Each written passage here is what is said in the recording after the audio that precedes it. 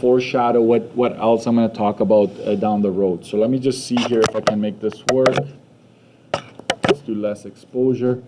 So Desmos, if you Google Desmos.com, it's a graphing calculator basically. It's an app, like you can go on website, you can download the app, but it does everything. It graphs a parabola, will do everything for you.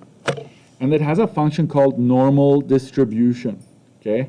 So basically what you do is you can like put different, it's like your y1, y2, y3. You can do y4 if you want. You'd actually just go n is equal to normal dist, and then this will show up, okay? And so what I've done is, imagine you have a class that has an average of 60 and a standard deviation of 5. What would that graph look like? This is an actual graph to scale. So I'm going to turn that one on. And I'm going to zoom to it. Watch this. I wish our calculators had this. You just press this zoom button, and it takes you right to it. Okay. And you can tell that 60 is the average. And you're like, wait a minute, Mr. Erickson, it doesn't go by fives. Like your standard deviation is 5. It doesn't, because Desmos doesn't show that, but it's still drawn to scale.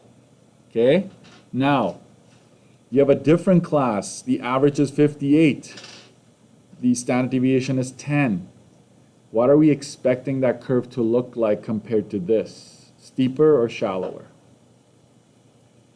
Standard deviation of 10, standard deviation of 5. Bigger standard deviation means spread out. Okay? Lower average. That means that the peak is probably going to be somewhere here where 58 is, right?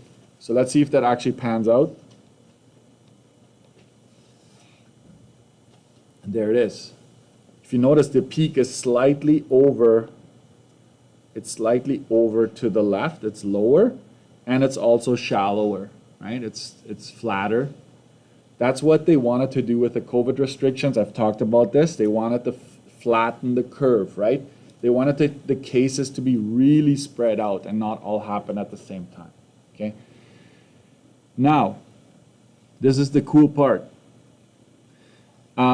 When you have two different data sets, we want to standardize them. We want to be able to put them both on the same curve, guys. That's what we call a standard normal distribution curve. That's where the z-scores are going to come in. A normal distribution, standard normal distribution has a mean of 0 and a standard deviation of 1. So if I press that one, watch what's going to happen if I zoom in. We're going to go right to the center by the origin, where this is my 0, and then we go up by 1 standard deviation to the right and down 1 standard deviation to the left. So we don't have the actual values of our test scores. We're going to convert them to z-scores and put them both on here, and we can actually have them both on the same curve. We're standardizing. It's like, let's put it this way. I don't know, this is the only example I can think of right now. Shoe sizes, there's UK, right? The UK size, there's the European size, and then there's US, right? Like you've got all these different shoe sizes, and you're like, well, I don't know, like what's going on here. It's different languages, right? Different measurements. So you're kind of trying to standardize them all into the US size so you can all know what size are we actually talking about. Which size is bigger, which one is smaller if you give me the different sizes. So think of the standard normal distribution as the US size, the size that you really want to know when you go buy shoes, right? At least I am like that. Maybe you're UK, maybe you're a UK person, that's fine. Did you know that the weight is in stones? Did you know that? I weigh 30 stones. Anyways, there we go. So that's something I wanted to talk about. I'm going to stop this video here. It's just a little crash course. Oh, I almost. So that, and then also let's turn back to these guys.